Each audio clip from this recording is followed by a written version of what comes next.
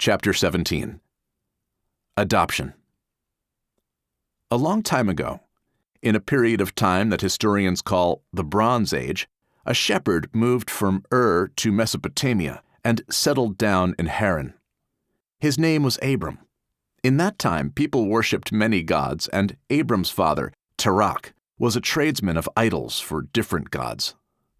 When Abram was 75 years old, God spoke to him and told him to get out of Haran and move to a place he is going to show him. He promised to make him a great nation, to bless him and make his name great.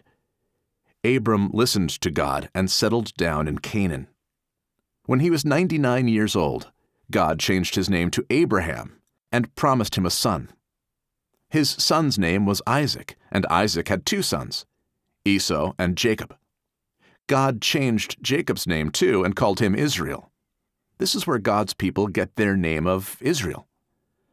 They have been the chosen people of God, and every other people were collectively called Gentiles, which means nations of the world. God's plan was to glorify his name through his chosen people, but they were stubborn and disobedient up to the point that God had to give them into slavery to other people who didn't know God. When God sent Jesus to his people to save them, John writes that they did not receive him. But to those who received him, to them he gave the right to become children of God, extending this right to every person, Jew or Gentile. Paul tells the Galatians that they are sons of God through faith in Christ Jesus.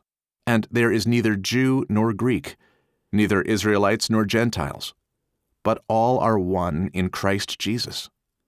Who belongs to Christ is Abraham's seed and heir, according to the promise God made to him, saying that all nations shall be blessed in him, in Abraham.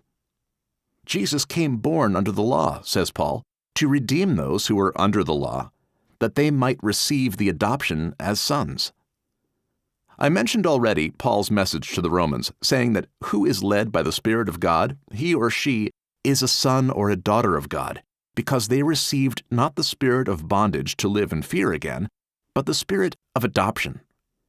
God's Spirit and our spirits bear witness together that we are children of God and heirs of God, says Paul. If we don't comprehend this truth about ourselves being adopted by God, and let ourselves be deceived by religious teachings about how we still need to earn our acceptance and our sonship through deeds of the carnal man, certainly we live in fear under a spirit of bondage. An earthly, loving father expects of his son to grow up and be mature in everything he does, but it is not in a father's nature, who loves his son and his daughter, to expect of them to struggle endlessly to prove themselves. Much more, our Heavenly Father and Creator, who knows our struggles and flaws, who sent his own Son to fix them, is not going to treat us any different than an earthly father does, other than to do it even better.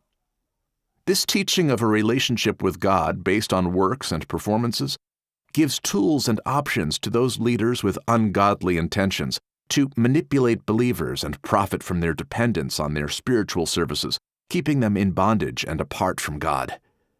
We did not receive a spirit of bondage, but we are sons and daughters of God, redeemed, saved, and justified.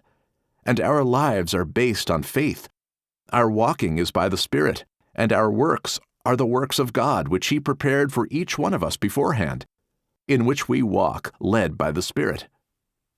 Our inheritance is not from this world, but of the divine nature, and His promises are for an eternal life with our Father, who made us joint heirs and brothers and sisters with His Son Jesus. He did not only promise us the good things in heaven, but a fulfilled and productive life here, if we are in Christ and our relationship with Him is restored through Jesus, who made our adoption possible.